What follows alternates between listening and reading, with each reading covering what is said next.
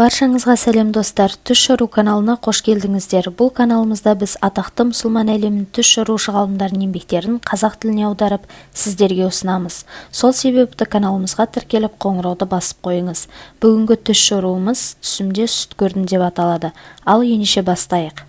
Түс шырушылардың айтуынша, сіз түсіңізде сүт көрсеңіз, жақсы жаңалық болатындығын білдіреді деген. Сондай-ақ сапарға барғысы келіп жүрген адам түсінде сүт көрсе, ол адамның сапарға шығатындығын білдіреді. Егер түсіңізде сүт көрсеңіз, көп ақша тауып барлық армандарыңыздың орындалатындығын білдіреді. Ал егер түсіңізде сүт төгіп алғаныңызды көрсеңіз, қаржылай қиындықтарға тап болатындығыңызды білдіреді. Түсіңізде ашып кеткен сүтті ішіп жатсаңыз, басыңызда бір қиыншылықтардың болып жатқандығын білдіреді.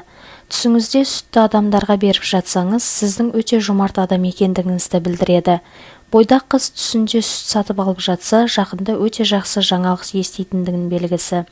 Түсіңізде бала емізіп жатсаңыз, сіздің рызық несібеңіздің артатындығын білдіреді. Тұрмыстағы әйел түсінде сүт ішіп жатқандығын көрсе, жақында туыстары қуанатындай үлкен іс істейтіндігін білдіреді. Тұрмыстағы әйел түсінде сүтті жерге төгіп алғанын көрсе, ол әйелді көре алмайтын адамдардың көп екендігін білдіреді. Бірақ сіз уайымдамаңыз, олардың кесірі сізге тимейді. Достар, егер де осы видеомыз ұнаған болса, лайк басып комментарий жазыңыз. Сондай-ақ бұл видеоны барлық достарыңызға таратыңыз. Келесі видеоларымызды өткізіп алмас үшін каналымызға тіркеліп қоңырауды басып қойыңыз. Сау болыңыздар.